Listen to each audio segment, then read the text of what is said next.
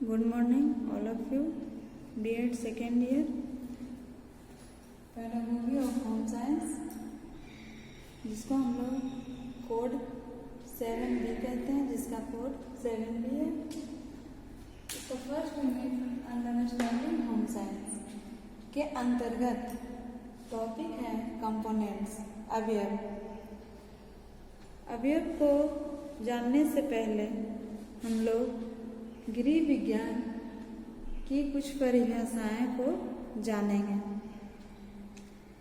विभिन्न वैज्ञानिकों ने विभिन्न तरह के परिभाषाएं परिभाषित की है। उसी में है American home economics association. American home economics association के अनुसार गृह विज्ञान शिक्षा का विशिष्ट विषय है, जिसके अंतर्गत अर्थशास्त्र, भोजन, वस्त्र एवं आवास, स्वच्छता एवं सौंदर्य के पक्ष का पारिवारिक व अन्य मानव समुदायों द्वारा चयन एवं उपयोग के संबंध में अध्ययन किया जाता है। अमेरिकन होम इकोनॉमिक्स एसोसिएशन के द्वारा यह बताया गया कि गृह विज्ञान जो है शिक्षा का एक ऐसा विषय है जो सभी तरफ फैला हुआ है, और इसके अंतर्गत क्या क्या आता है? अर्थशास्त्र तथा भोजन, यानी अर्थशास्त्र, यानी कहने का अर्थ हुआ इकोनॉमिक्स, जो हमारे देश की अर्थव्यवस्था है, अर्थशास्त्र के बारे में पढ़ा जाता है, वो आता है। भोजन आता है, वस्त्र एवं आवास आता है कि घर को कैसे सुरक्षित रखा जा सके, घर को कैसे सजा कर रखा जा सके। आवास और वस्त्र कैसे हम लोग उसको किस तरीके से रखेंगे, किस ढंग से रखेंगे जो वह अच्छे से रह सके, उचित ढंग से रखने के तरीकों को इसमें सिखाया जाता है। स्वच्छता एवं सौंदर्य, स्वच्छता के बारे में सिखाया जाता है। स्वच्छता करने का मतलब हुआ साफ सफाई, स्वच्छ वातावरण को कैसे स्वच्छ रखना है, घर को स्वच्छ कैसे रखना है, अपने आप को स्वच्छ कैसे रखना है, इसके बारे में, स्वच्छता के बारे में बताया जाता है। सौंदर्य यानी अपने आप को कैसे सुंदर बनाना है, घर को कैसे सुंदर बनाना है, आसपास को कैसे सुंदर बनाना है, उसके बारे में सौंदर्य के पक्ष का पारिवारिक व अन्य मानव समुदाय द्वारा चयन के पक्ष का पारिवारिक, यानी इन सभी पक्षों के द्वारा परिवार और अन्य मानव समुदाय द्वारा, जो अन्य मानव समुदाय हैं, अनेक समुदाय के लोग हमारे समाज में रहते हैं, वह क्या करता है, तो परिवार के द्वारा, इन सभी पक्षों के परिवार के द्वारा और अन्य मानव समुदाय यानी दूसरे मानव समुदाय के द्वारा चयन एवं उपयोग के संबंध में अध्ययन किया जाता है। उसका चयन कैसे किया जाता है, उसका उपयोग कैसे किया जाता है, उसके बारे में, उसके संबंध के बारे में इसमें अध्ययन किया जाता है।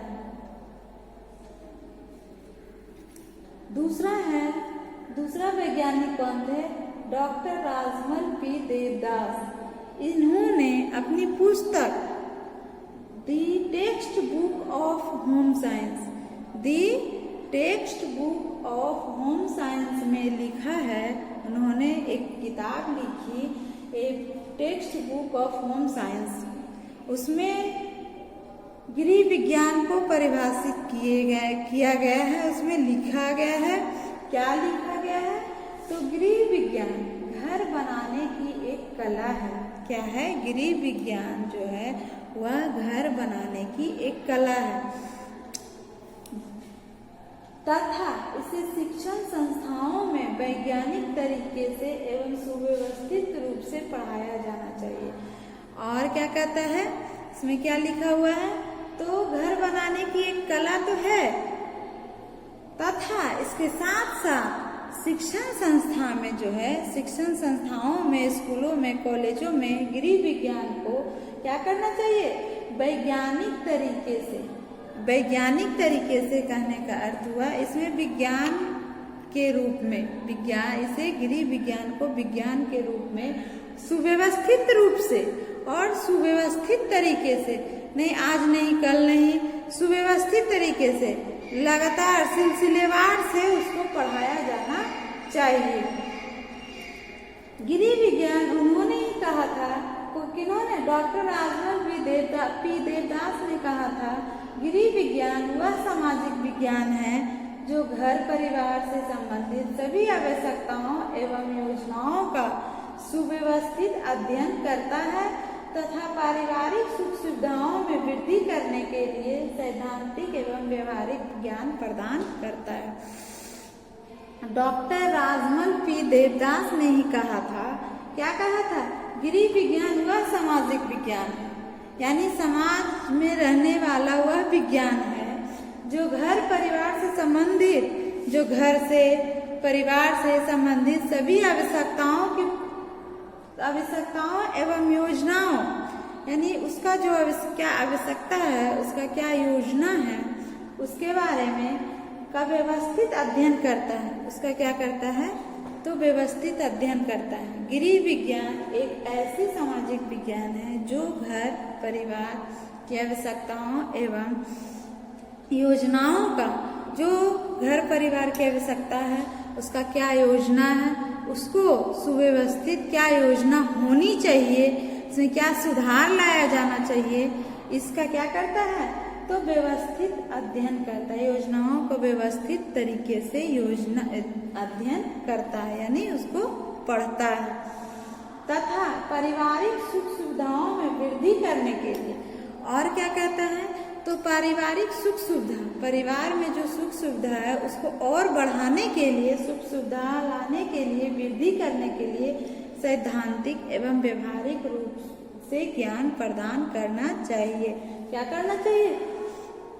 तो सैद्धांतिक यानी सिद्धांत के अनुसार और व्यवहार के अनुसार अपने ज्ञान को बढ़ाना चाहिए, ज्ञान प्रदान करना चाहिए। इन्होंने ये जो परिभाषा है, ये किसने दिया? तो डॉक्टर राजमल पी देवदास ने अपनी एक text book of home science में इतनी बातें लिखी गई, ये परिभाषा लिखा गया। इस प्रकार स्पष्ट होता है कि इससे क्या स्पष्ट होता है? तो गृह विज्ञान एक उपयोगी विषय है। क्या है? एक यूजफुल सब्जेक्ट है जिसका संबंध घर परिवार के प्राय सभी पक्षों से होता है। जिसका संबंध क्या होता है? घर परिवार के सभी पक्ष कहने का मतलब हुआ उसका रहन सहन, आवास, वस्त्र, सौंदर्य, साज सजावट, सुरक्षा, स्वच्छता, सभी पक्षों से इसका संबंध है। किसका? गृह विज्ञान का संबंध घर के सभी पक्षों से है। स्पष्ट होता है। इससे क्या स्पष्ट होता है? तो गृह विज्ञान के अंतर्गत उन समस्त भौतिक विज्ञानों का अध्ययन किया जाता है जो भावी एवं वर्तमान सुखमय जीवन से संबंधित रखता हो। इससे इन दोनों परिभाषा से यह स्पष्ट होता है, यह साफ होता है कि गृह विज्ञान जो है वह उन समस्त भौतिक विज्ञानों का अध्ययन किया जाता है। समस्त भौतिक विज्ञान का अध्ययन किया जाता है। समस्त भौतिक कहने का मतलब हुआ भौतिक, जो हमारे चारों ओर, वातावरण के चारों ओर रहता है। जैसे हमारा जो रहन सहन है, कपड़ा है, वस्त्र है, परिधान है, सौंदर्य है, घर के साथ सजावट के है, काम है, स्वच्छता है, ये सब जो है वह भौतिक अध्ययन में आता है। भौतिक विज्ञानों का अध्ययन किया जाता है। समस्त भौतिक विज्ञान का अध्ययन किया जाता है जो भावी एवं वर्तमान सुखमय जीवन से संबंधित रखता है। भावी मतलब आने वाले जीवन और वर्तमान जीवन, जो अभी हम लोग जीवन जी रहे हैं, वह दोनों से संबंधित रखता है। यानी जो अभी जीवन जी रहे हैं और जो आने वाला जीवन है, वह दोनों से गृह विज्ञान संबंधित रखता है। गृह विज्ञान से बाल विकास, आहार स्वास्थ्य शिक्षा, प्रसार शिक्षा, गृह परिचर्या, शरीर विज्ञान, गृह कला एवं गृह प्रबंध आदि विषयों की जानकारी होती है। क्या है?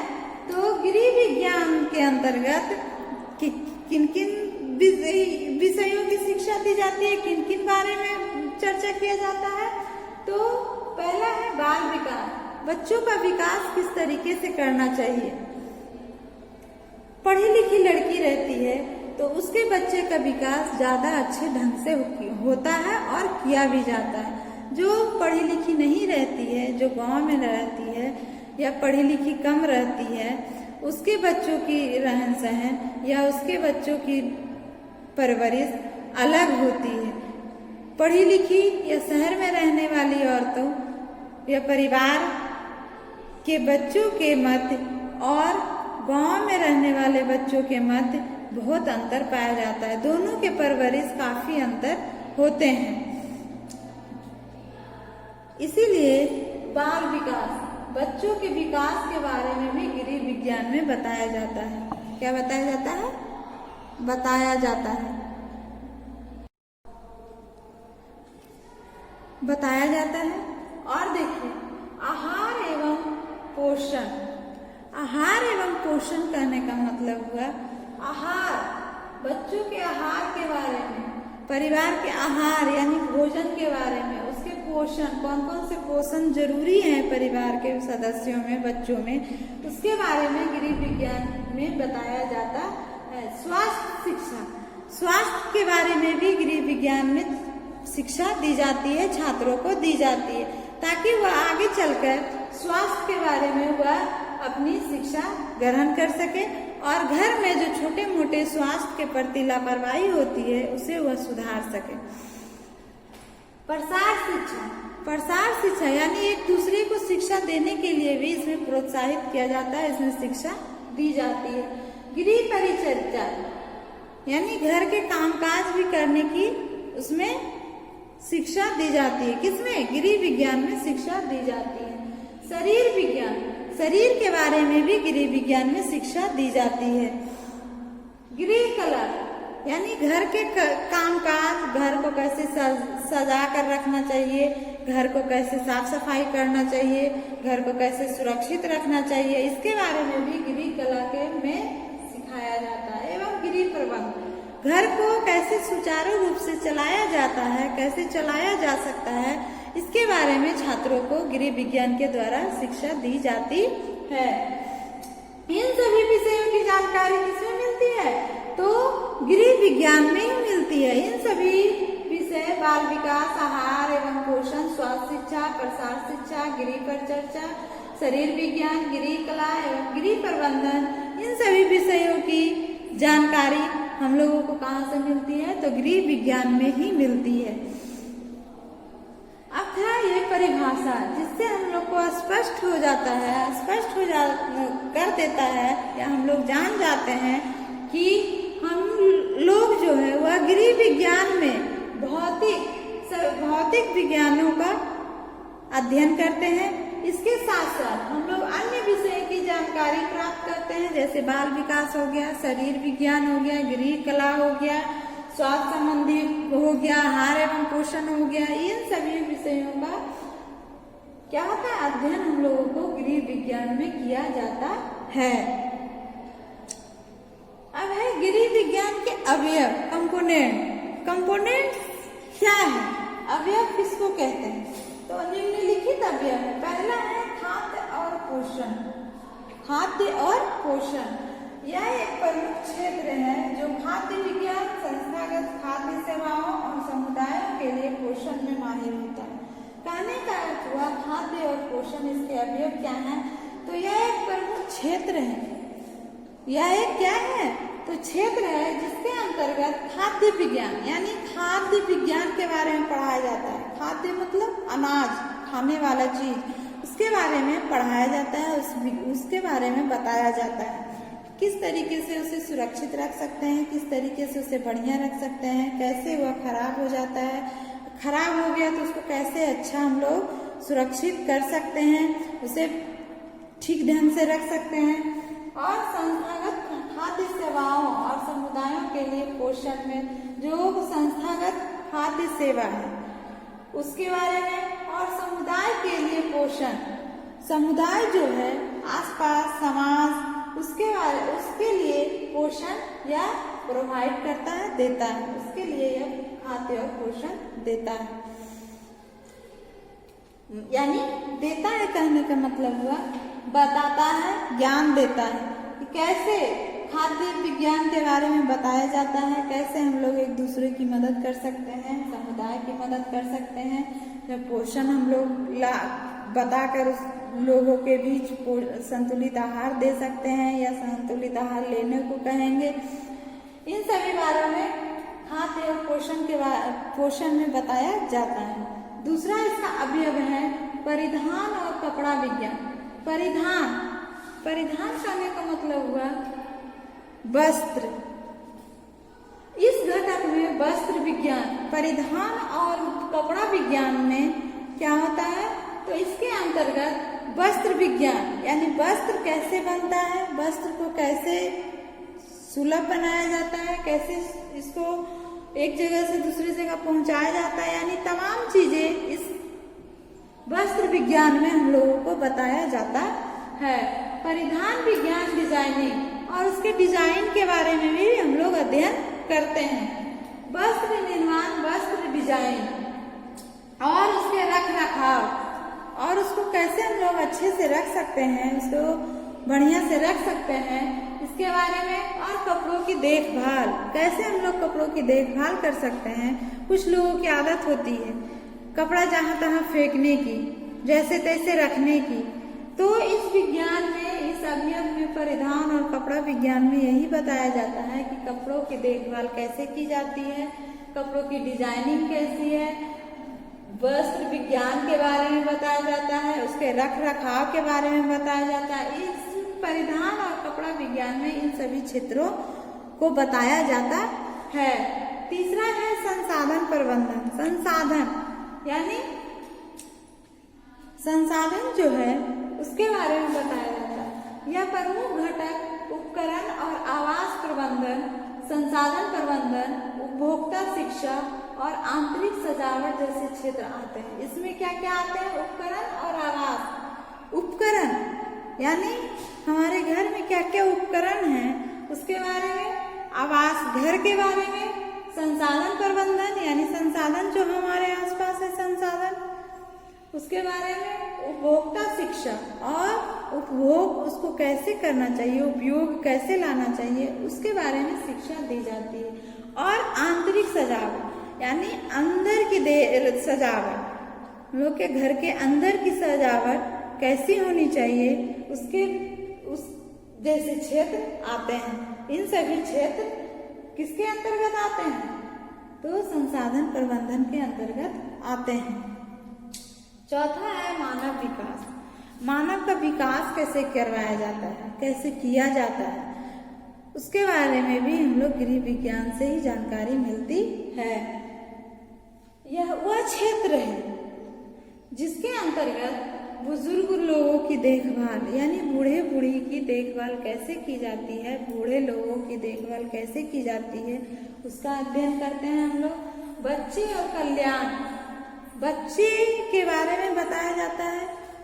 विशेष बच्चों की देखभाल और विशेष बच्चे कहने का मतलब हुआ जो अपंग होते हैं, कोई आँख से, कोई कान से, कोई हाथ से, कोई पैर से, विशिष्ट वाला, उसी को कहते हैं विशेष बालक या विशिष्ट बालक। उसको देखभाल कैसे की जाती है उसके बारे में शादी, परिवार और किशोरों की मार्गदर्शन करता है। यह जो मानव विकास है यह क्षेत्र वह क्या करता है, शादी, परिवार और खासकर किशोरों की मार्गदर्शन यानी लड़कियों को मार्गदर्शन या मानव विकास के द्वारा कराया जाता है। पांचवा है विस्तार एवं संचार। विस्तार इसका कहाँ है और संचार इसका कहाँ तक फैला हुआ है, तो यह एक घटक है जो सामुदायिक सेवाओं और संगठनों, मूल्यांकन और कार्यक्रम की योजना, क्षमता और प्रशिक्षण भवन और संचार मीडिया को दर्शाता है। यह एक घटक है जो सामुदायिक सेवा जो सामुदायिक यानी समूह से जो सेवा किया जाता है उसके बारे में, संगठन के बारे में, उसके जो संगठन होते हैं, सामूहिक रूप का जो संगठन होता है उसके बारे में, और उसका मूल्यांकन किया जाता है कि यह कैसा कर रहा है या इसका काम कैसा होना चाहिए। और कार्यक्रम की योजना, जो कार्यक्रम की योजना बनती है सामूहिक रूप में उसमें, और प्रशिक्षण भवन जहाँ प्रशिक्षित किया जाता है लोगों को, वह भवन, वह घर, और संचार मीडिया को दर्शाता है। यानी संचार कहने का मतलब हुआ यानी संचार मीडिया, यानी